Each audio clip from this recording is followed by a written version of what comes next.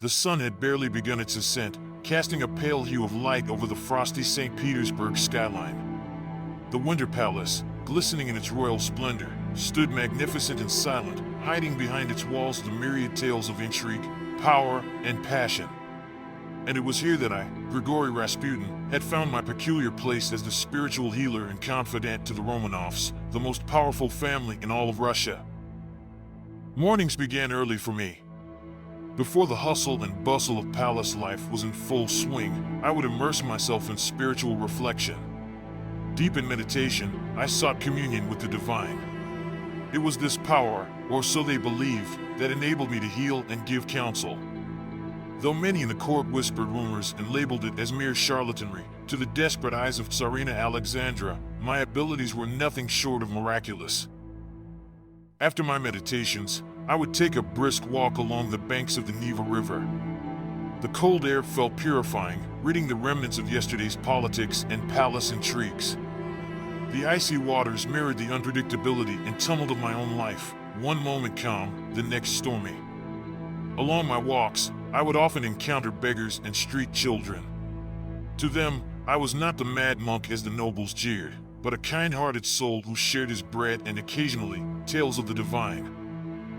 By late morning, I would return to the palace, my day governed by its opulent clocks, their ticking echoing the heartbeat of Imperial Russia. I would then dive into the more mundane part of my role, counseling the Romanovs, particularly the Tsarina Alexandra. She was tormented by the illness of her son, Alexei, the heir to the throne. He suffered from hemophilia, and his health was as fragile as the empire's stability.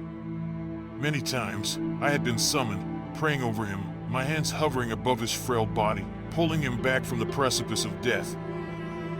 The afternoon was often the busiest. Petitioners lined up, eager to gain my favor, hoping for a word or a gesture that would grant them proximity to the throne.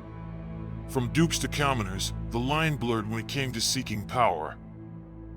During these sessions, whispers would swirl like a tempest. Rasputin is too close to the Tsarina, some would say, while others would argue, he is the true power behind the throne. Their speculations mattered little to me.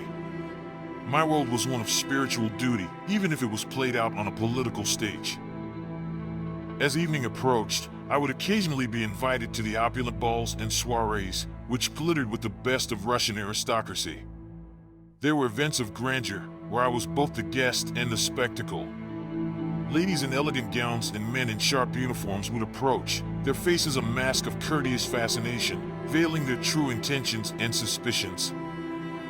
Late into the night, the palace corridors would echo with music, laughter, and sometimes, the conspiratorial whisperings of those plotting against me. After all, my presence was a constant thorn in the side of many, and my influence, both celebrated and abhorred. Before retiring, my final duty of the day was often the most intimate and profound. I would visit the chambers of young Alexei. There, in the dim candlelight, the weight of an empire would rest upon the shoulders of a boy. My prayers, mumbled in the stillness of the night, were for his health, for his future, and for a Russia teetering on the brink. Such were my days, swirling between spiritual communion and political maneuvering, between the adoration of some and the scorn of others. In the heart of this vast empire, I, Grigory Rasputin, played my part, healer, mystic, and the eternal enigma of Imperial Russia. But as the hands of the opulent clocks marched forward, so too did the sands of time. Russia was changing, and with it, my fate.